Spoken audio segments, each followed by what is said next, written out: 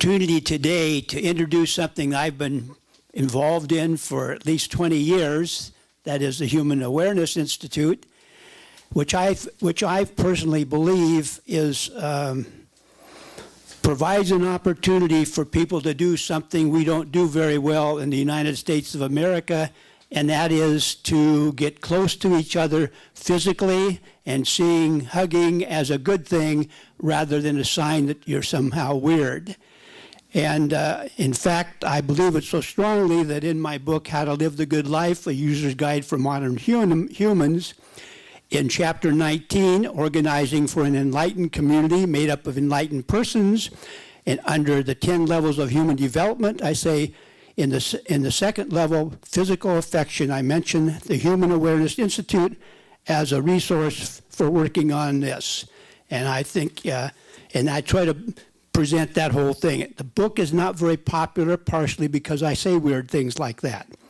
But now let me get on with a more formal introduction. Ann Watts is a certified hypnotherapist, educator, mediator, and coach specializing in couples and family dynamics, healing the inner child, and issues of self-esteem and sexual abuse. Since 1985, she has facilitated hundreds of Human Awareness Institute workshops in the US, Australia, Japan, Germany, and England. The Human Awareness Institute empowers individuals to be potent, loving, and contributing, promoting personal growth by replacing ignorance and fear with awareness and love. The Human Awareness Institute is committed to a world where everyone wins. Let's give our speaker a good hand.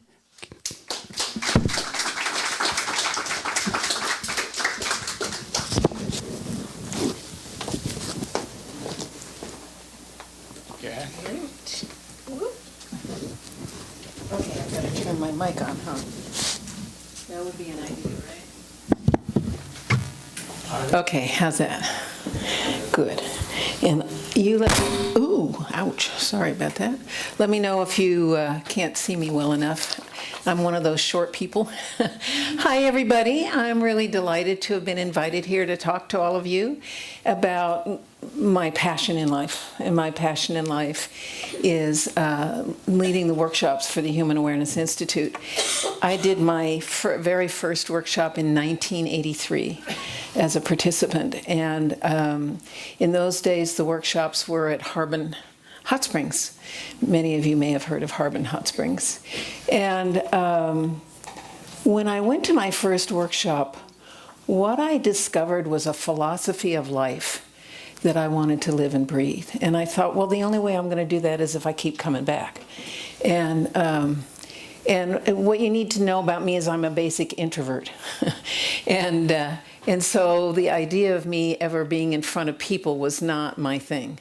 I was the kind of person that would sit in the back row and not speak unless somebody put a match under me. But what happened for me was the power of the work was so amazing. And, you know, I, like many other people back in those days, had done lots of workshops. And everybody always talked about transformation. But I never really experienced transformation. And when I did this workshop, I really experienced transformation in all areas of my life. And so that's how I got really committed to the work. And I finally thought this work needs to last long beyond our founder's lifetime and be able to be more places than he can be at once.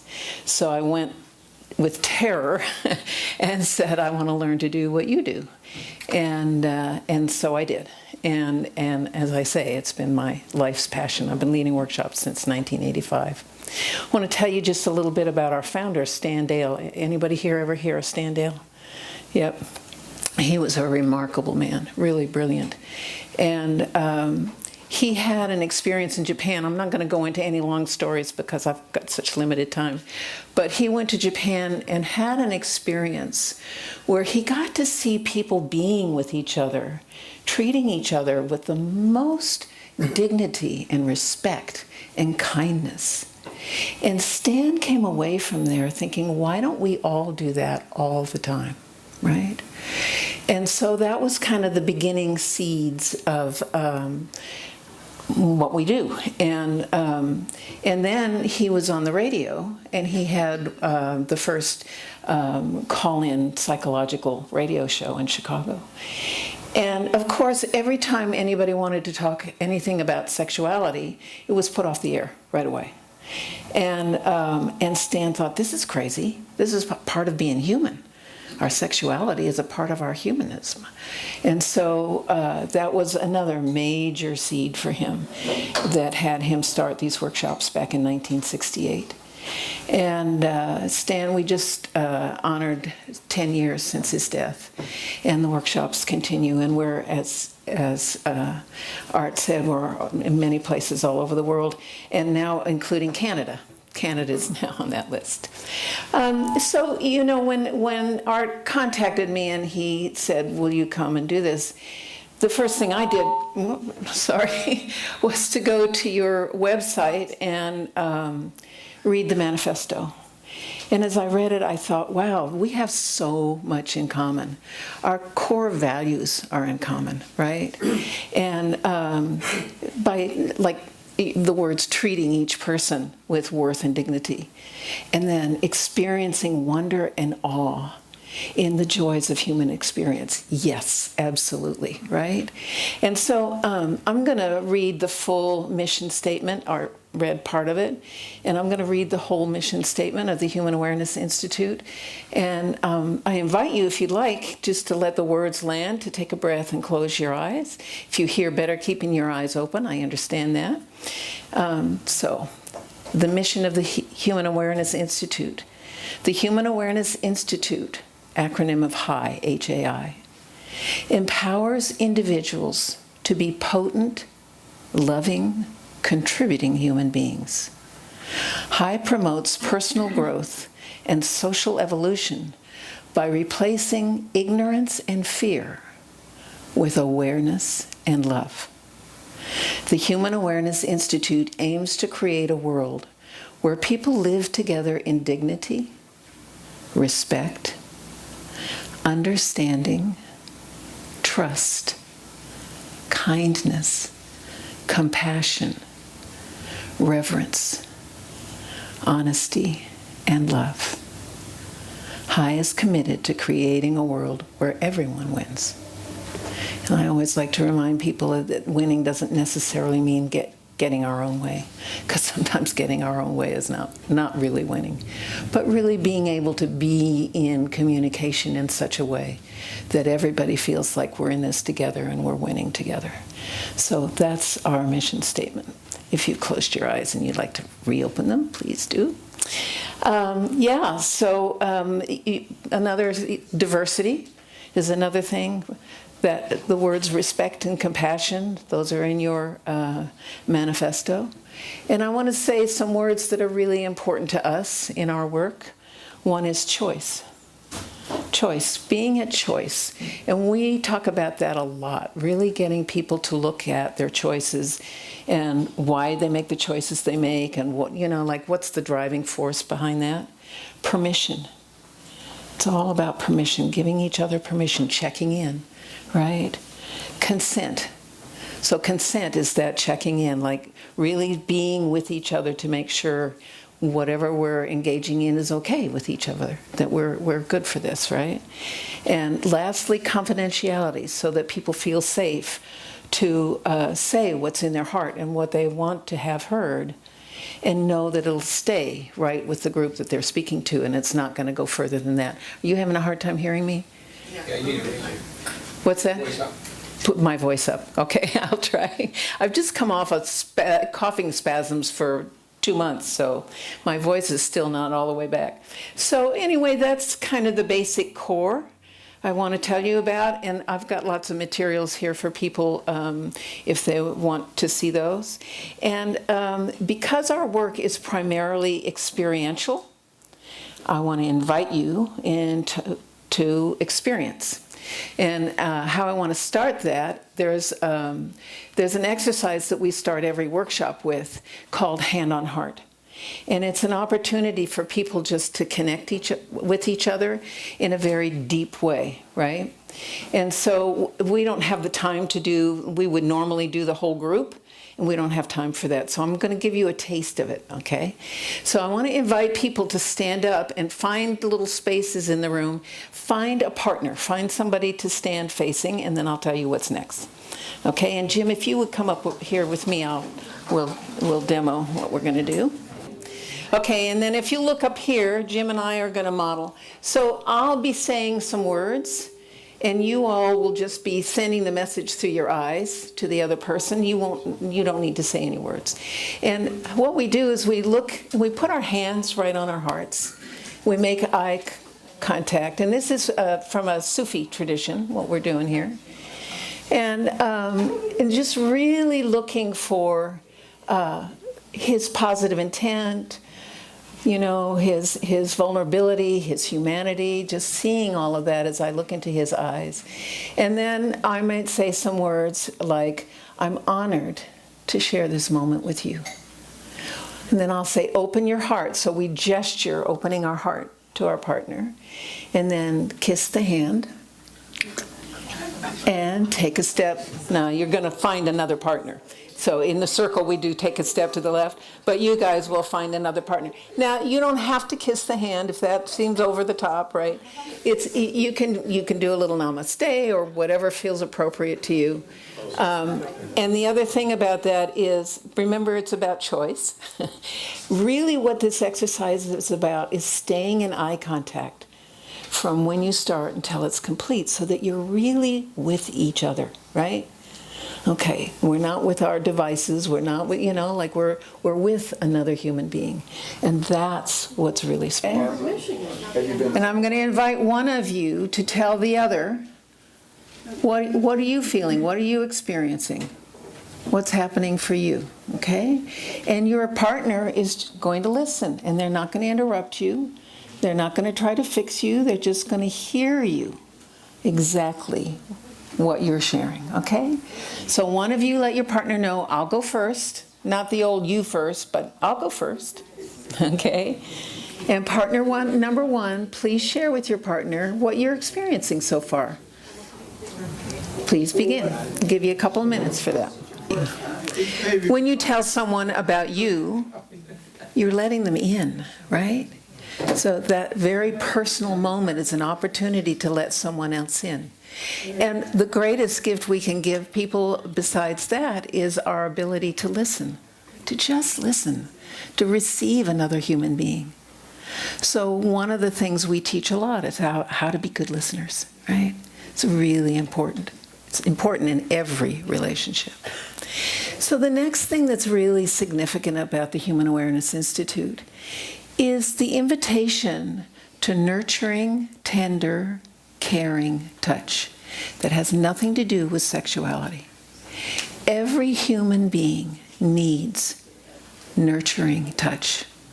And I believe that people crying out for touch is the source of enormous angst, and why people rush into sexuality and to inappropriate relationships way before they're ready, because they don't know any other way to get the touch that they're starving for. So we're going to just have an opportunity, if you're willing, to have that experience, okay? So I'm going to offer you a couple of possibilities. One is the possibility that you might actually stroke someone else's face and allow someone to stroke your face to see the miracle that you are. And if stroking a face feels like too far a stretch, take your partner's hand and stroke their hand and just honor and revere their hand with your touch. And so one of you will give the touch and one of you will receive the touch. I'm going to put a little bit of music on in the background. And if you would like now to choose between you with your partner who wants to do the stroking first, who wants to receive, whether you want to do faces or hands, it's entirely up to you, your choice, okay? And I'm going to ask you to stay just with the face or with the hand. I see someone's just loving their partner's shoulders, and that's perfectly fine. And it's about consent. But bring that sense of awe and wonder of what it is to be human, right? Wow. that face is the only one like it on this planet. If you're stroking a hand, that hand is unique to that person. That hand that does so much for us. And experience the magic. Those of you receiving the touch, allow yourself to let it in, to feel that nurturance, to feel the tenderness and the sweetness. Breathe it in and release any stress, any tension. Just let it fall away, right? Keep breathing. You are a miracle. You are a gift. You are unique and one of a kind. Those of you receiving, just let it in. You are actually love. We are all born pure love. And when you do this touching, you get to remember who you are. You are pure love. We can let go of all the rest of the stuff. Just let it go away so that you can remember that you are a precious being on this planet. Right? Yeah. And so very, very gently, those of you who are doing the stroking, I want to invite you to gently bring it to a stop. Take a moment to breathe and look into each other's eyes. And then we're going to switch. So the person who's been receiving, with your partner's permission, stroking either their face or their hand, whichever is okay for the two of you. Shifting the experience. Those of you, if your face is being stroked, you might want to take your glasses off so your whole face can be stroked, right? Gently remove the glasses and allow yourself to be honored, to be revered, to be cared for, to be treated with respect, with reverence, and with awe. And breathe, breathe. Those of you receiving the touch, breathe it in. And allow yourself to let go of any stress or tension. And to begin to remember that you too are love. You were born love. Ever see a baby that wasn't pure love, right? You see it right there. And then we grown-ups put all our amnesia on top of our little kids, and then they forget, right? That they are pure love. They remember when they're born. You can see it. So this is a moment to begin to remember that. To remember who you really are, right? Those of you doing the stroking, allow yourself once again to be present to the miracle of a human being. Wow, how awesome we humans are. Each unique, each completely unique, even twins are unique and different.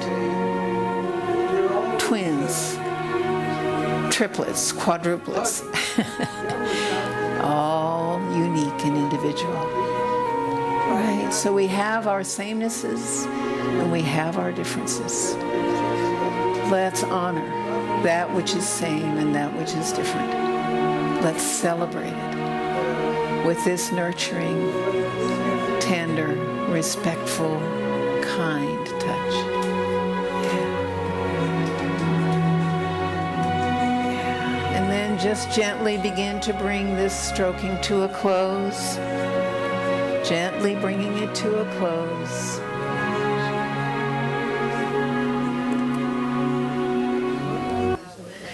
And then take a moment to look into each other's eyes. And if it would feel good to you in this moment to put your hearts together in a sweet hug, put your hearts together. Just give each other a hug. Yeah. Honoring each other, putting your hearts together. Yeah. And as you sit now, take a breath, close your eyes, and notice what you're feeling in this moment. So you've had just a brief mini taste of what we do in the workshops of the Human Awareness Institute. love, intimacy, and sexuality. Our level 1 is called Love is a Miracle. Love is a miracle. And aren't we blessed? Aren't we blessed to have had that moment of experiencing that universal human love, that caring for one another, that respect, honoring, that moment of revering. So notice how it was for you, how you experienced it. Yeah, and take a breath and open your eyes. So I'd like to hear from some of you. What did you experience? Let's just talk a little bit about your experience, and then we'll go to Q&A, right? Any questions you have. So who would like to share your experience, what this was like for you? Raise your hand. Who would like to share? Do we have a mic to run? Good. We bring the mic to people. Good. That's a good idea. I'll share. Okay, great. Thanks. Okay, I love that. I absolutely loved it, but it was hard for me. And it's hard because I don't live in that space in my life. Right. I don't even want to put words to it because I think that's kind of limiting in a way, but you guys here at the Humanist community probably know I'm a skeptic, I'm an atheist, I'm intellectual, I'm political, I'm thinking about everything I've got to do now, yesterday, tomorrow. And to actually sit in a moment with another human being and just be, Right. just notice, just feel, just touch is so marvelous, and it's so uncomfortable. Right. And I'm really out of practice. Right. So I was grateful to have made a contact with a few people today, and I feel enriched by it. Yeah. I heard lots of talking about how this was fake and phony. There was nothing fake about what I felt. Right. Right. Cool. It's not what we normally do. That's true. Right? Yeah. Say your name, please. My name's Robert. Thank you, Robert. I'll give a view from another angle. For me, it was an easy thing to do.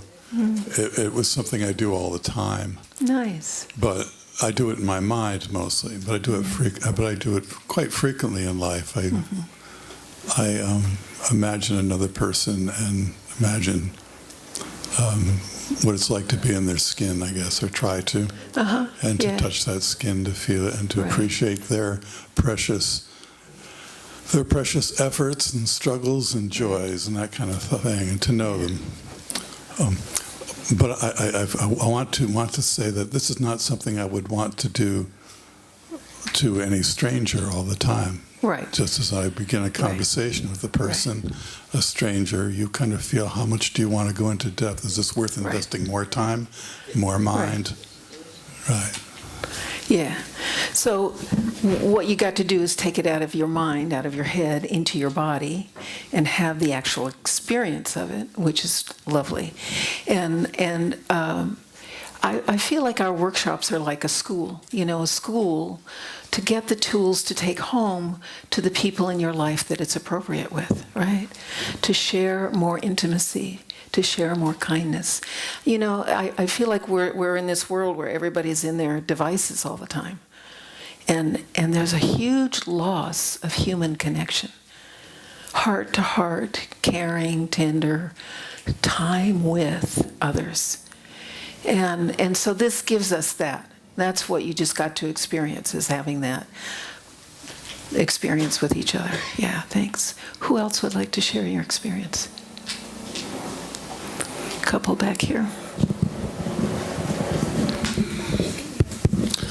Hi, I'm Tony again, and what I thought was really interesting and was Sherry and I partnered up, and we've been married 20 years, and we spend 24/7 together. We work together and all that. And it just brought home how much you need that moment to set aside and be intimate. I think we both were taken by the fact, we haven't done this in too long of a time. Yeah. And so that was very rewarding. Yeah. It brought back something really special that is in there, but you just don't always get a chance to touch it. Yeah, for me, it's about making a date for that, right? Remember when you were first dating each other, right? You made dates, right? And you had those moments. But often once people are together and they're in their partnership, they stop that. They stop making dates. And I think those of us who are in relationship, well, you make dates to see your kids, your grandkids, you know, and to play with them and to do fun things.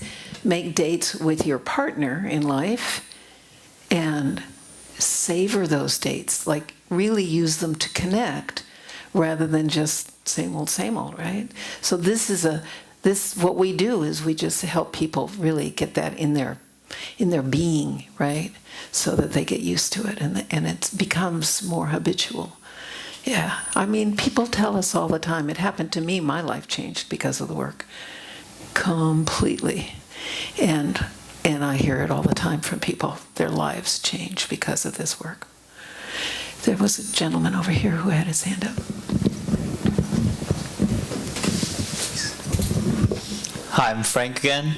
I thought this was quite interesting, and for me, in terms of memory, because I feel like just over time, I feel like it's been harder for me to retain memories and to create new, like, meaningful memories. But I feel like when I was looking into my partner's eyes and through physical touch, like, it was one of the things that could break through, like, all of those, like, barriers I've set up or my attempts at trying to forget things in the past. And I feel like these memories and just memories I've had before where I've had a deeper connection are like the only things that can break through a lot of the memory barriers. So that this was really valuable in terms of like therapy if there's memory issues. Sweet. Yeah. And here you came with a friend and you did it with your friend. Do you feel like there's like a new tonality to your friendship? You know, like, wow, we never interacted this way together before, right? Yes, definitely. Yeah. Sweet. Thanks. Okay. Anybody else who wants to talk about your experience? No? You good? Okay. We'll open the floor for questions. Arthur would like to speak. That's okay. If there's anyone with a question, take them. No, you're the only one. Here, Go, no, well, just comment to me. go ahead, Arthur, and then Bob can. You'll be next. Well, I don't know that I was totally prepared for this because I had a feeling of what would likely happen with a bunch of rational people who try to avoid feelings because feeling that feelings are bad. Of course, those of you that kept up in that whole domain, Antonio Damasio and such, that we all function on everything we do out of a feeling base, and the rational is just a way of following up on those feelings. And to my mind, it's so critical that humanists recognize that part of us, because even though when we try, it's difficult. And for me, it was transformative to come to the Bay Area in the 60s and get involved in the encounter movement when it was just busting out, and to have the opportunity to experience that and realize in my life I didn't fit into the family, the community. I had a wall around me and I could function in the rational mode, do okay in school, but didn't make friendships or connections. And that opened that up. I realized not only does that wall protect me from outside, it also protects me from letting love into my life. Mm-hmm. I did not use the word love until my mid-40s because I felt love was what they teach you in Hollywood. You walk into a room, the bands burst out, and that's love. Oh, yes, we are meant for each other. Right. And it took, even though I knew Hollywood was fantasy, it took me decades to overcome that idea that you can't say I love you to someone when you feel deeply connected to them. but to say I can only use love if it's like the universe is about to explode. And it took decades. That only happened as a result of an encounter movement where I was living with my ex-wife, my future wife, and we were looking for children, all that kind of thing. But for me to say I loved her, I couldn't do it. Only through encounter when it was demonstrated to me how silly that is to not be able to say I love you because it isn't the ultimate thing in the universe. So I hope that we can get into encounter, get back to some of the things in the 60s where we really can share feelings and have that dimension in our life, not just the intellectual discussions, which of course are important, but the other part is important too. Yeah, thank you. Bob, just before you go, I just want to say something about feelings. So I feel like our feelings are our gateway to compassion, right? Because that's the human condition. Humans everywhere, all over the planet, feel. It's part of being human. And in my world, they're not good feelings or bad feelings, they're feelings. And we get to develop a relationship with our feelings so that we're in relationship to them rather than that they overtake us. And this thing about love that you were saying, it's so silly. You know, in the Eskimo language, they have all these different words for snow, right? And we only have one word for love. So I love my porta potty, I love my pizza, I love my kids, I love my husband. It's the same word, but it has all these different meanings. And most of us can, we just interpret the meaning. And I feel like what we're doing here today is that kind of bigger picture love, the love for humanity that we can have for each other, as because you're a human and I'm a human, I love you. I see your intent to be a loving, caring human being. How could I not love that, right? But that's not the same as how I love my husband, right? It's a different kind of love. Yeah. I have a question. Yes. Since this group started in the late 60s and went through the 70s, I'm curious as to how you differentiate your group from other self-help human potential movements that sprang up in the 70s, like EST or TM or LifeSpring or any of these other groups. How do you distinguish yourself from those groups? Well, I think, for one thing, we're constantly shifting, and I think a lot of other groups are too, to be in the language of how the culture shifts, and the bigger awareness, for instance, about how people relate to themselves as their sex, their gender, all that kind of thing. We're constantly moving that. But the biggest thing for me is the touch aspect. People do a lot of talking, and it's a lot of in their heads. But something magical happens because of this reverential, tender, caring touch. It makes a huge difference. And I think everything goes in deeper when it's accompanied by the touch. And that's what's missing for so many people. It's the style. It's the way we are, right? Right. Yeah. Bob. I'd just like to make a comment. I follow Abby's column every day. I have never had any of these kinds of experiences that they show. Ridiculous. Marge and I have been together for 45 years. We have never had a single crossword, period. And I get along with all kinds of people, even though I'm an ornery curmudgeon. But I haven't had any of these problems that you're talking about. Now, am I crazy or what? Well, you make choices about how you respond to the situations in your life. And it's clear to me that you've made a choice in your life. I'm not living in the Sturm und Drang of drama of life. I'm choosing to live a well-ordered, calm, bumpy-free ride. I have drifted through life, period. Well, But it's a nice ride. maybe you've drifted, but I suspect you've thought a lot about how you're doing your drifting. Yeah. You wouldn't be a part of this organization if you didn't. There's a hint.